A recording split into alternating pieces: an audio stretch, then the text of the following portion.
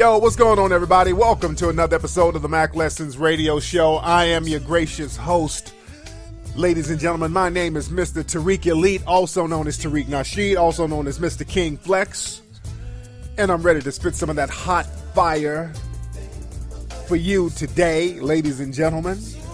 Today's show is brought to you by Case Ultra. That's the new clothing line inspired by ancient hieroglyphs and modern styles. Sign up for their t-shirt subscription and get a new t-shirt delivered every month. Use the coupon code KFLEX and get 50% off everything on the site. That's caseultra.com. Also, check out the compliment card.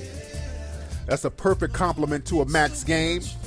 It's the solution to a Mac on the go. You at a club setting, you want to hand the woman your card, give her the compliment card. Go to thecomplimentcard.com.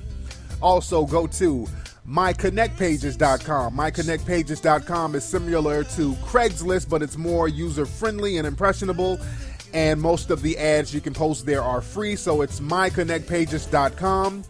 And also check out How to Start a Business. That's an inspiring lecture that provides a step-by-step guide to starting a business. Check it out. The lecture is administered by Narcisse Dargenson. It's available at Amazon and iTunes.com. How to Start a Business. And do not forget, you can get Hidden Colors and Hidden Colors 2 at HiddenColorsFilm.com, and you can get it at Amazon.com. As a matter of fact, Hidden Colors 2 is on the top 5 bestsellers list. It's in the top 5 of best-selling documentaries around the world right now. It needs to be number 1 by the end of the day today, ladies and gentlemen. Hidden Colors 2, the documentary, should be number 1. The number 1 best-selling documentary on Amazon right now.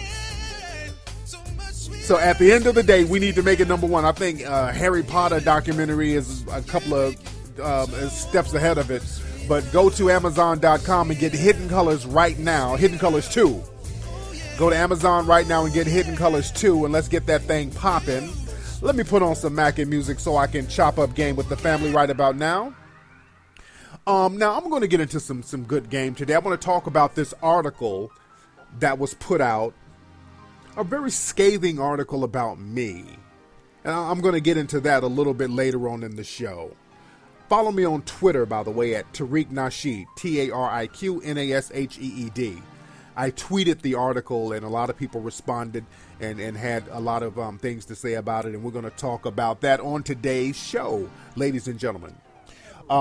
Before I get into that, speaking of movies, I saw a garbage movie this weekend. I saw a horrible movie this weekend. It was so horrible, it was entertaining. I saw Texas Chainsaw Massacre 3D. Now, how did I get coaxed into going to see this? Who knows? But, you know, truth be told, that movie was the number 1 movie last weekend. It was, you know, it was the top grossing movie of the weekend last weekend. So it is what it is. But the thing is, this movie, and I'm going to give some spoilers. I don't give a shit. I'm giving all spoilers right now. I would say go see it just for the cheesy effect. But it was so awful. Just the writing in the movie. It's just lazy writing. It was to watch this movie, you have to suspend disbelief, and you have to just really dumb yourself down to believe some of the shit that was happening in this movie. And I don't like when the movie asks the audience to dumb themselves down. It's almost like an insult, because the shit the characters were doing was so dumb. Yeah, we're used to seeing dumb horror movies where, hey, what's in here? What's in the woods? You know, we're used to seeing that. But, I mean, they were just doing shit that was just stupid and impractical, and just the movie just got so dumb it was silly. Anyway, the movie Chainsaw Massacre, Trey Songz was in the movie. And I think that's why the movie was so popular over the weekend. A lot of people, I think they interviewed him and they did a survey, and most of the people who went to see Trey Songz. So shout out to Trey Songz. And they clearly exploited Trey Songz for the movie. When we're on our way to go see the movie, we said, look, we know they're going to have a shot somewhere in the movie with Trey Songz with his abs showing, his shirt off. We already knew that going in. So we get to the movies, we see the movie's starting. You know, they had a couple of characters, and then the minute they showed Trey Songz's character, he has his shirt off, he's boxing. I said, okay, they're not holding back at all. And most of the time, when you get a singer or somebody who's a known for something else and they try to act, what they try to do normally is to get the character to get you to forget who the real person is. You know what I'm saying? They want to dive into the character, but not with this movie. This movie knew that it was cheesy and it needed to let motherfuckers know they got Trey Songz. So this movie kept reminding you that this is Trey Songz. Later, in different scenes, they would have his songs playing in the background, literally. They're like, look, don't forget, motherfucker, this is Trey Songz we got in this bullshit ass movie. Like, ladies and a drink, ladies and a drink. And you hearing that shit in the background every time he's on screen. So, okay. So, we got Trey Songz in the movie. He's not saying too many lines, and they got them doing real dumb shit. So, Trey Songz is dating this white girl. He has a white girlfriend. He's really the only black person in the movie. His white girlfriend, she has a best friend, this real exotic-looking fly chick. And the exotic-looking fly chick, she has a boyfriend. So they all decide to go to Texas because Trey Songz's girlfriend, her family left her a mansion in Texas. So they're driving to Texas. They stop at a gas station. They see a hitchhiker. The hitchhiker says, hey, can I ride with you? They let the hitchhiker go with them. Dumb shit. So they get to the mansion. This girl, she inherited this mansion. They're looking around. They're like, oh, this mansion is great. So we need to go to the store and get some food so we can cook. And they leave the hitchhiker at the damn house. Hitchhiker's like, okay, you guys go. I'll just stay here and just wind down. And we're supposed to believe this shit. So they leave the hitchhiker at the house. The hitchhiker starts stealing all this shit. Then the hitchhiker goes downstairs of the mansion, finds a chainsaw monster, and the monster kills his ass. So Trey Songz, his girlfriend, they come back to the house, find the shit ransacked, the motherfucker that stole shit. And they start looking for the dude around the house. Then everybody starts to get killed. And then Trey Songz ends up having an affair with his girlfriend's best friend, which made no sense. It had nothing to do with the rest of the movie. It was just an excuse for Trey Songz to take his shirt off again. The monster starts killing everybody. They go after Trey Songz and his girlfriend. They jump in a van and the van can't start. Then the chainsaw monster cuts the tire off the van and the van flips over. Then Trey Songz dies, but he dies real sexy and shit. It's so fucking cheesy. The cheese factor is just phenomenal. So all these people get killed. This one chick gets away. Trey Songz's girlfriend, she gets away. She goes to the cops. Then there's a twist. Now the cops are trying to kill her because they don't like her family. Now this motherfucker's running from the cops. She's running from the cops, and then the cops catch her. They're like, we're going to take her to this warehouse, and we're going to torture her. And the chainsaw monster kills a police officer earlier in the movie, and the police car is still at the chainsaw monster's house. And he hears this shit on the intercom that they're going to take the girl to this warehouse somewhere and torture her. So he gets to the how he gets over to the warehouse, I don't know. This motherfucker, the warehouse is on the other side of town. He's a crazy chainsaw monster. I don't know if this nigga has a car. Does he have a bus pass? Does he drive? None of this shit is making sense. So he gets to the warehouse where they're about to kill the girl. The chainsaw monster wants to kill her first. He's about to kill her. She's all tied up. He sees a birthmark on her, realizes that she's his cousin. If it sounds stupid, just imagine all of this stupidity in 3D. So now the chick that he was trying to kill, the chainsaw monster, he gets her loose. Now they're fighting together. They're fighting the cops.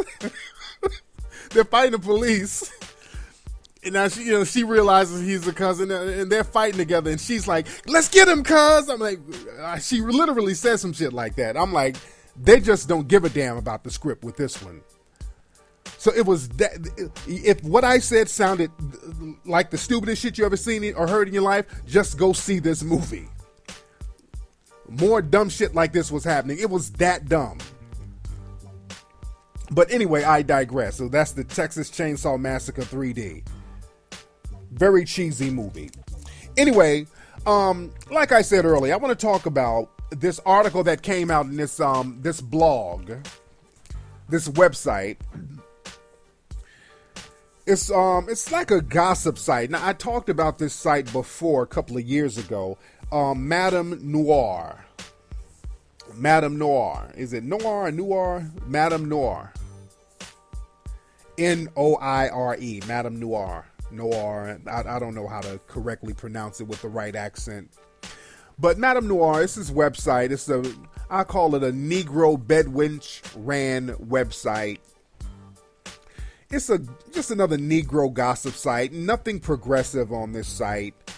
Just daily nigger shit that tries to pass itself off as some type of hipster, bohemian, herbal tea, upscale gossip site. It's like media takeout for middle-aged motherfuckers. You know what I'm saying? No, media takeout is for like dumb teenagers. This is for the dumb teenagers' parents. The Madame Noir site.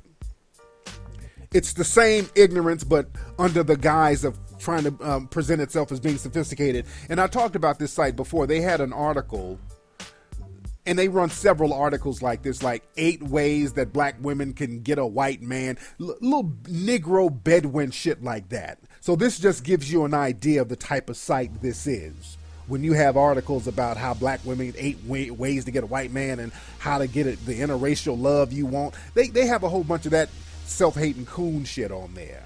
And again, I'm not knocking interracial relationships, but stuff like this, you have to look at the whole context of it. And again, like I said, it's just another gossip website with a black feminist undertone. And the website, they did an article about Hidden Colors 2. They were talking about Hidden Colors 2. It's almost like a review of Hidden Colors 2.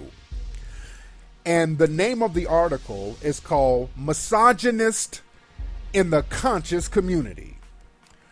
Are we so starved for positive images of our history, we don't care who delivers them? So that's the name of the article. And that's another thing with these women with that whole black feminist ideology, calling brothers misogynists. What is a misogynist? Because the definitions are blurred. That term is thrown out a lot. And whenever you hear somebody talking about a misogynist, that brothers are misogynistic, usually it's a black feminist saying this, and it's really directed towards brothers. You don't hear a lot of white women calling white men, or even black feminists like this calling white men misogynists. That term is usually reserved for black men. What is a misogynist? I'm going to get into that in a second. But the thing is, the site had a very scathing article about Hidden Colors 2. The review was really about me. They went in on me a lot. And then this chick just kind of went off on a tangent. Now, the woman who wrote it, her name is, I think it's Charing Ball or Charing Ball. Her name is C-H-A-R-N-G. Oh, wait. No. C-H-A-R-I-N-G. Charing Ball. She's the one who wrote the article, and she's a self-admitted black feminist. She admits to being a feminist. Some people on my page found some other articles from her and her blog. So she's a self-admitted black feminist. So I'm not really going, speaking out of school here. And for those who want to know what she looks like a chick who would write a hater type of article. I mean, she kind of looks like T-Pain in the face, but I'm not trying to get into the woman's personal shit. I'm just talking about her ideology. So I'm not going to even go there. I digress as far as that. But the article, I'm going to read some parts of the article. The article says, Hidden Colors 2, The Triumph of Melanin, is the follow-up to the critically acclaimed 2011 documentary about the untold history of people of African descent. I was almost ready to believe the hype around the first Hidden Colors. A friend of mine, a very conscious brother who I held in good regard, told me to give the documentary a chance. He said, I know you're into all that female empowerment stuff, but you can put all that woman stuff aside. There's a lot of good information in this documentary. I watched it. Now, she's talking about Hidden Colors 1 now. Let me just stop it for a minute. She's speaking about Hidden Colors 1. She's not talking about Hidden Colors 2. Now, this article is supposed to be like a review of Hidden Colors 2, but she's talking about Hidden Colors 1. Now, let me go on to read the article. She said she saw the film and she wanted to balk at the inclusion of such questionable folks like Shahrazad Ali, author of the controversial books The Black Man's Guide to Understanding the Black Woman, and The Black Woman's Guide to Understanding the Black Man. Now, if that name sounds familiar, in the 80s, Shahrazad Ali caused quite a stink for her books, particularly in The Black Man's Guide, for giving out such relationship advice that included saying that it's perfectly acceptable for a woman to be smacked in the mouth. Now, for those who don't know, back in the 90s, our sister Shahrazad Ali was highly criticized in her book for one line, and they would use that line to try to demonize Shahrazad Ali about certain women should be smacked in the mouth for being disrespectful, and they just ran with that. A lot of the black feminists ran with that to try to discredit that sister. Now let me go on to read the article. Now, as I watched this documentary, even though I noticed that the film's producer, the main historian, was Tariq Nasheed, a well-documented misogynist who promotes sexist and homophobic ideas in the name of black history. Stop right there. That's a crock of bullshit. That is a crock of bullshit, and this woman knows that. And that's almost libelous to a certain degree, but that's a crock of bullshit. I don't promote no homophobia, and I do not promote no misogyny. What is misogyny? Again, that's the question of today. What is a misogynist? How am I a well-documented misogynist? Now let me go on to read the article. It says, most of you may be familiar with Nasheed's other persona, King Flex, a gator-wearing, pimp-cupping, self-proclaimed ladies' man who has written numerous advice books on channeling your inner womanizer, and he has appeared on various television programs. When Tariq Nasheed isn't talking about the Moorish influence in Europe and in Rome, he can be found giving advice on his Mack Lessons Radio show, dropping gems like women over 40 should be glad that a man is spitting at them because rarely do they look good, and why hood rats need to understand why their slick mouths are not tolerated on the West Coast. So basically, she's grabbing thousands of quotes that I made on my show, just grabbing a couple of the thousands of quotes that I've made, random quotes, taking them way out of context and throwing them in here. That's another black feminist coon tactic, by the way.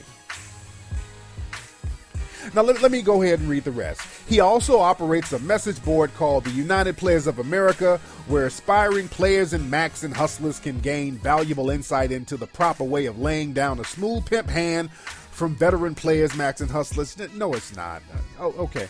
Again, she's trying to paint a real fucked up picture using all these loaded terms. We all know, if people who listen to my show, what she's saying is complete bullshit.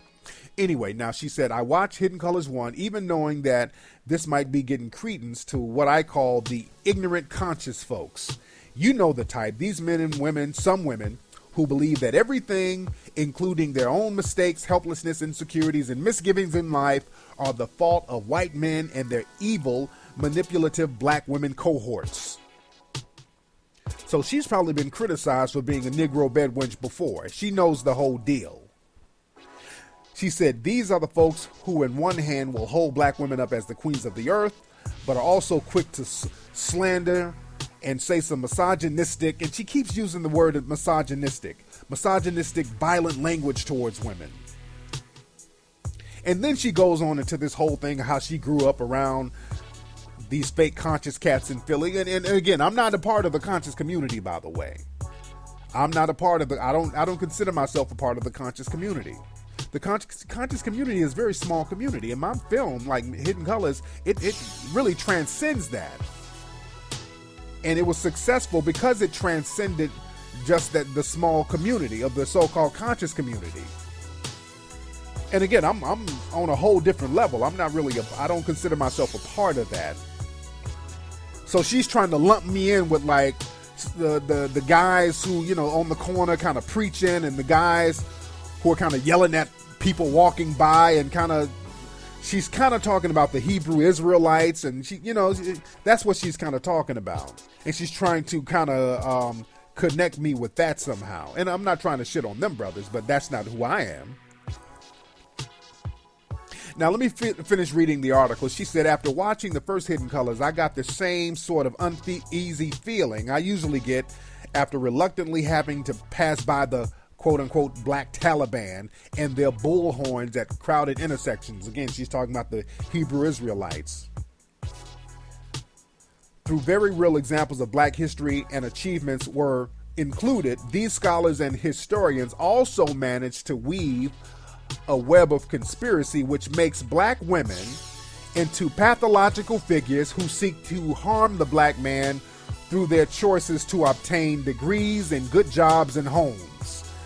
That's bullshit. I'm saying that's bullshit. That's not me reading. I'm saying that what she's saying is bullshit. Let me continue. It says, throughout the film, Tariq Nasheed and some of the other historians asserted that black men are being emasculated by feminism, which teaches women how to talk back freely and demand rights that they don't even need. And they say that homosexuality only seeks to take the black man out of their pants and put them into dresses. Now, I talked about this a couple of weeks ago when I debated the black feminists on my show. Now, let me continue to read. I'm skipping through a lot of stuff. Now, she says, after watching Hidden Colors 1, I realized two things. First, my male friend who suggested to me is a freaking idiot. Now I suspect him of being a closet misogynist. Here she goes with the misogynist word. What is a misogynist? Let me stop right there for a minute. Because she keeps throwing out this word misogyny, misogynist. You know what a misogynist is? This is the definition of what a misogynist is. A misogynist is a black man who does not kiss the asses of the black feminist-minded females 24 hours a day. If you're not kissing ass and pandering to the black feminist-minded, not just the black feminists, but the females with the black feminist mindset, the black feminist-minded women, if you're not kissing their asses constantly or pandering to them constantly by telling them they can do no wrong, everything is all right, you're overweight, that's fine, you eat too much, that's fine, you got too much weave and your blonde burgundy lace fronts, that's everything is fine, going to church, the white Jesus, that's fine. If you're not telling them all the shit they want to hear and kissing their asses, as a black man, you're a misogynist. That's all a misogynist is. If you say anything about them outside of kissing their asses, you're a misogynist. That's all it is. That's all it is. And that's a crock of bullshit. Let me continue to read this article. Now, we must be in a real desperate state in our community for knowledge and overall historical respect if we're really willing to promote regressive gender roles and hyper-masculine ideas for the sake of black pride. Even if these ideas tend to contribute to reasons why violence and abuse among women are so pervasive and not taken seriously in our community. Now, stop there. Now, what she's trying to say, basically, is films like Hidden Colors, in her mind, I don't know how she came to this conclusion, that Hidden Colors promotes violence against women. That's basically what she's saying. How this woman came to that conclusion is beyond me. Maybe you guys can read the article and kind of see the correlation. And she's talking about Hidden Colors 1. How anyone can perceive that, that's a reach for your ass. That Hidden Colors 1 is kind of going to somehow make somebody violent towards women. I don't get it. But again, when you have that bullshit black feminist ideology, you have to put a circle in a square peg. You got to constantly try to make dumb shit make sense. So if it don't sound like it makes sense, it don't make sense. Let me finish reading the rest of them, of the article. She goes on to say, this is exactly why I refuse to watch the second Hidden Colors documentary, no matter how much praise it receives from those within the conscious community. I refuse to watch any nonsense which trivializes the very real racial subjugation of black folks in order to promote a belief that the best way to uplift the community is through continued degradation of black women. Despite what the documentary wants us to believe, our sexism and homophobia is not a triumph. It's a continued recipe for how we as the community stay losing. This is bullshit. So basically, the woman is doing a review of Hidden Colors 2, and she has never seen the movie. This woman, this website, has done a review of Hidden Colors 2 without seeing the movie. That's the same thing that happened with Wendy Wright. Let's go back to the whole Wendy Wright thing that happened a few years ago with me. This woman went in on the movie, and she never seen the Hidden Colors movie. She was defending whites and thinking that it was going to be offensive to white people, and she herself never seen the movie and had all of this criticism for the movie. Just like this woman here in this article, she has not seen the movie, but she has all this criticism for the movie. Because the thing is, it's not about the movie, it's about what the idea of the movie.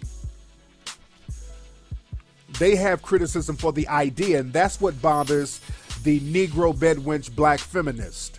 Because, see, you have to understand that black feminism and the black feminists, they don't like any kind of black progress. They do not like black progress. And a lot of these black feminists are the cancers of the community. I keep saying this over and over again, and unfortunately, many of them are in positions of somewhat a certain level of prominence. Again, if you got your game together and black folks started getting their minds right, you wouldn't be looking at gossip websites all the time, just bullshit, non-progressive sites that don't talk about nothing.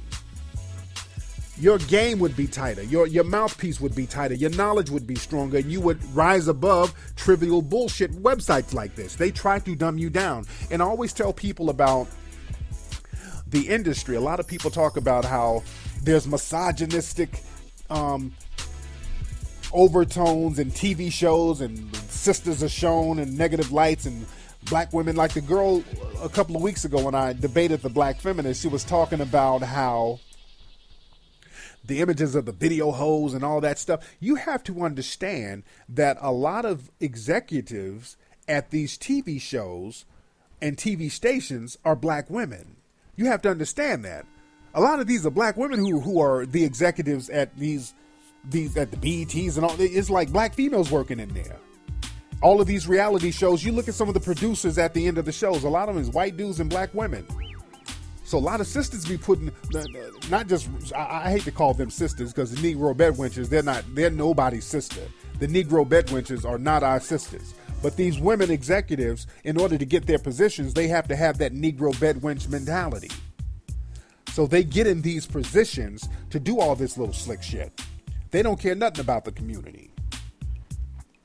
And also, the black feminists, the thing they fear most is black male leadership. And Hidden Colors and the Hidden Colors series represents black male leadership, black men taking control and taking charge. See, the thing is, Hidden Colors is a totally independent film. Black owned, black run, everything. We didn't go to anybody outside our community to get this thing done. So that's a very powerful thing. And it's one of the top selling history DVDs in the country right now. That's a very powerful thing.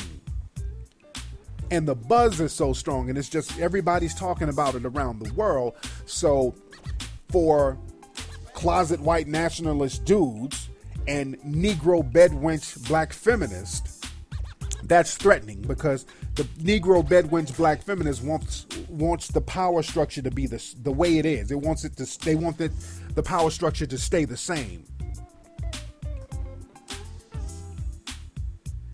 Y'all got to go check out the movie Django again, because you really got to get yourself into the mindset of the Negro bedwench, because I talk about that all the time, but you really got to get yourself into the mindset of the Negro bedwench.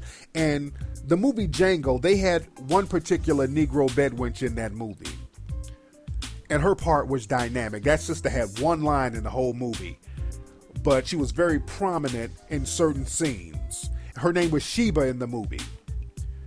And the movie took place during slavery. Leonardo DiCaprio, his name was Calvin Candy. He was a big-time slave owner. And this black woman was hanging around him. Real fly sister. See, people, when you see slave movies, the slaves were usually raggedy and, tore up clothes, ragged clothes. But this sister was real fly, real beautiful, makeup fly, hair done fly, had on nice clothes, jewelry. She was sitting around drinking champagne, and throughout the whole movie, every time they showed her, she was eating shrimp. I mean, she was doing it up. So just put yourself in that mindset back then. You're in the 1800s. Most white people in the 1800s were broke. Most white women were broke. People were broke, and the black folks were enslaved, but the Negro bedwench kind of had it popping. The Negro bedwench, in a lot of cases, they ate good, they drank good. So when somebody came along talking about freedom, like, what the freedom? The Negro bedwench is like, freedom? What do you have that I'm gonna get that's better than this? I am free. This is freedom. That's the mindset of a Negro bedwench. The Negro bedwench don't want to change nothing. So the Negro bedwench has disdain for any kind of person coming along threatening that. In the movie Django, the Negro bedwench Sheba, there was a scene where there were these black dudes fighting each other in this room. Calvin Candy had these Negroes, these Negro fighters beating each other to the death. They were about to kill each other in his living room. And the Sheba chick, she was at the bar drinking champagne. And Django goes over to the bar to get a drink, and she looks at Django with disgust. The Jamie Foxx character, she rolls her eyes at him and just looked at him like he was just disgusting to her. She looked at him, rolled her eyes, picked up her bottle of champagne and walked away because she didn't even want to be next to him. That was a very powerful scene. Another scene in the movie where Calvin Candy, he was talking, they were negotiating and talking business, and there was a scene where Calvin Candy he told the other slaves to get out while he was talking business. He was like, y'all get up out of here. And he looked over at Sheba, his Negro bedwench, and he said, Sheba, don't you move a muscle. You stay right there. And Sheba looked at him and smirked and said, I know you weren't talking about me, with this real smirky vibe like, nigga, I know I'm your bedwench. I'm right here for you. I know you weren't talking to me. I ain't going nowhere. That was a very powerful scene. That scene spoke volumes, and that was her only line in the movie. And that sent a very strong message. Like, look, if you play the game, this is what you can get. If you are a good Negro bedwench, and you play the game, this is what you can get. So you have to understand the mindset of a Negro bedwench back then. And also, you have to understand the thing that was worse than a Negro bedwench. Because, see, there were different types of sisters on the plantation back then. And again, I go back to the plantation because a lot of black folks now have that plantation mentality. Everything a lot of black Americans have learned comes and was birthed from the plantation system, because the ancestral history was erased. So everything that a lot of black people know right now is from the plantation system. So those same habits and dysfunctions just keep going in perpetuity because a lot of black folks don't know how to break that cycle. But again, during slavery, you had different types of sisters. You had the runaway slave sister, you had the fighter, you had the conformist, you had a lot of people on the plantation who just wanted to go along to get along. They didn't necessarily want to be a bedwench or even run away. They just wanted to just live life. You had the Sojourner Truths and the Harriet Tubmans and the sisters who did want to get up out the plantation. You had the warriors and the fighter sisters. You had all of that. You had the Negro bedwenches, but there was something that was, to me, worse than a Negro bedwench. And that is the wannabe Negro bedwench. Oh, the Negro bedwench who was the wannabe Negro bedwench, she was the worst. Because this was the field negress who thought that they were above the other male black slaves.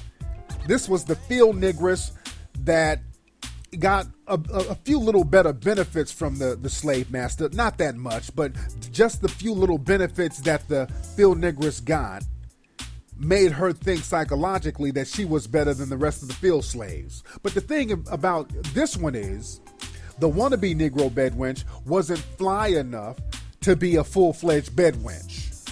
Because most Negro bedwenches were kind of fly, if you look at the historical records. And even now, a lot of the Negro bedwenches, they kind of fly. You know, the white dudes, they get the real fly sisters. Even like when Wendy Wright, I was going in on Wendy Wright. Wendy Wright, if y'all remember the interview and all that stuff I went through with her last year, for the diehard listeners, Wendy Wright was fairly attractive. Her and her, there's a whole family of bedwenches. Her and her sisters, all of them look good. They running after white men like it's going out of style. But again, the wannabe Negro bedwench, that's the one, she didn't look out into the fields for freedom. She was looking inside of the house through the window from the outside, looking at the Negro bedwench and looking at how fly she was and how she was getting pampered and treated. And in the back of her mind, she was like, damn, I wish that was me. Not that I want to be free. No. I don't want to be free. I don't know what's out there. I don't trust these niggas. I don't know what these niggas got in store. But damn, I wish I could be Massa's bedwench. That was the wannabe. And the thing is, Massa didn't want her ass, and that made her real angry. And that happens today. But again, a lot of people, we talk about the rape and stuff that went on during slavery, but after a while, some people started to conform into the Negro bedwench role. And I talk about that many times on the show. There was a place up in Xenia, Ohio, where they used to take the slave masters would take their black mistresses up there. That was just one of the places. There are many places that are not documented. It's known through the oral history. But the slave masters would oftentimes, many times have their black mistresses. This was very common. And they would cupcake with those black mistresses and treat them fly in many cases. Now, I won't say many cases, but in a lot of cases. Also, you have to understand that marriage back then, marriages were arranged with a lot of those slave masters because it was all about keeping wealth in certain bloodlines. So they didn't necessarily like their white wives in many cases. I mean, there was love in some relationships and all that, but for the most part, those were arranged relationships. It was just family trying to keep wealth. So they were on that whole pilgrim shit where you were allowed to have mistresses. It was a whole bunch of shit. That's why they were just going and running up in all those slave women. They were running up in sisters like it was going out of style. They created whole new races, octoroon, quadroon. They created whole new mulatto races of people because they were running up in sisters like willy-nilly. And there was some sisters who wanted to get down with that program. And we have that mentality today. That wannabe Negro bedwench. And the chick who wrote this article, she has that wannabe Negro bedwench mentality. You're very loyal to the power structure. You work for the power structure in hopes that one day they can see your inner beauty. They can get over the fact that you look like a hot donkey and get into your inner beauty. You just dying to kiss ass and throw brothers under the shade. And the fact that you are not allowed to be a good bedwench, a real true to the game bedwench, that's where the anger comes from. Because a lot of these black feminists, they kind of feel like they're better than the black man, so they're always throwing the brothers under the bus. And the white power structure has not quite let them all the way in. So there's that bitterness and that anger there that they keep trying to project on the black male. It's some real deep psychological shit. It's some real deep psychological shit. And we saw a lot of that during the 90s. That was very heavy in the 90s. And this chick who wrote the article, she's on that 90s throwback shit. She's still talking that 90s shit that a lot of women now, fortunately, they've abandoned that mentality. Fortunately, because you see a lot of these older black feminist Negro bedwenches talking that old dumb shit that played out around 1999 and around 2000. Most of that shit played out. you still have a lot of throwback remnants of that. Very few young girls will take on that ideology. A lot of young girls, young sisters are rejecting their ideology. But you have to understand that you got to be very careful about these Negro and these wannabe Negro bedwenchers that are so quick to defend whites. Even in this article, she was like, oh, these people think that, all these black historians think that all their problems because of the white man. When I see negresses jumping to defend whites when they don't really need to be defended, when you're trying to defend these people and we're not attacking them, this goes to show the depths of the Negro bedwench coon mentality. You understand what I'm saying? And again, like I said, it's usually these strong-faced ones are the ones that take on that whole bitter role, because a lot of top-notch Negro bedwenches, they don't have that anger. Like those real fly sisters, that's professional Negro bedwenches, they don't have that anger. They just avoid brothers, and they just think that they're better, and they just avoid brothers, and they're just very quick to defend whites, but they don't have that anger. It's them strong-faced ones that have that anger because they ain't being accepted by the whites. And brothers, for the most part, who have sense, brothers ain't really checking for them like that. So they got to really deal in a dusty pool of dudes who fuck with them. And those dudes kick them to the curb all the time. So there's this bitterness that come along with women like this. You understand what I'm saying? So this whole article trying to throw Hidden Colors and me under the bus, it just goes to show the poisonous, trifling mentality of some of these black feminists out here. This just goes to show how much they are a cancer in the community and how they should be avoided. Because again, I did the Hidden Colors series simply because a lot of people who had the means to do it, they were scared to do it. Our community needed something, and I wanted to do something that our community needed that nobody else was doing. Wasn't for the money, because there was no money in the quote-unquote conscious community. There's no money in educating black folks. That's why nobody has really done it. There's no money in that. Well, now it's profitable now because I made it profitable. See, I know how to put the golden touch on shit. I'm gifted like that. Even with the whole book writing game, back in 99, 2000, there were no books for men that were profitable. There were no best-selling books for men teaching men game. That wasn't profitable. All the books back then were all about women. The Waiting to Exhale, all that shit was about women back then. Then I came along and I put the Midas touch on the game and helped create a whole new industry. And now with the Hidden Colors series, I've showed people how to get this information to a broader audience and how to market it and put it together so that this new audience can appreciate it and gravitate towards it. You understand what I'm saying? So now, for anybody to find something negative in that shows a lot about them and their mentality. You understand what I'm saying? The Hidden Colors, man, has been a very positive thing for the community. Black businesses have been booming. A lot of black bookstores around the world, they thank me for helping them get their business booming again.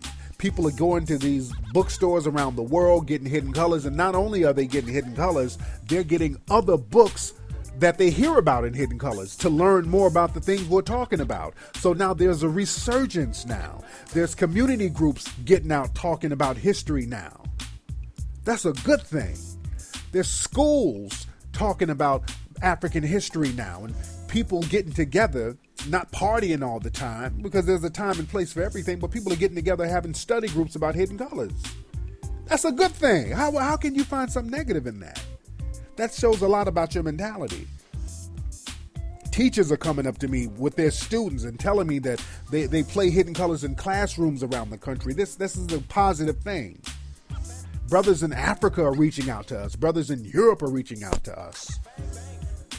You understand? So to look at that and try to find something negative, and you're a black person, that shows the dirtbag, Negro bedwench mentality, the coon mentality that some of these people have. And they are cancers that need to be removed from our community. We need to identify them and get away from them and keep them away from our progress. Because listening to them, we're going to be stuck on dumb shit. And again, when you start hearing terms like misogyny, misogynist, ask them to define that. Because those are loaded bullshit black feminist terms. So don't let nobody try to throw you off your game. We're going to keep on pushing. We're going to keep on doing these Hidden Colors movies. Hidden Colors is the top selling documentary in the country right now, white and black, because it's selling and outselling a lot of the white documentaries too. White, Asian, it's outselling all of them. And I'm very proud of that. And we did it on our own. And that is a good thing. And we're learning and our community is learning. That is a good thing. That's a positive thing. And we're going to keep on pressing. Ladies and gentlemen, that's been today's episode of the Mack Lessons Radio Show. I am your host, Tariq Nasheed. Glad to have everybody tuning in. I will holler at you guys next week. Guys next week. Guys next week. Guys next week. Guys next week. Guys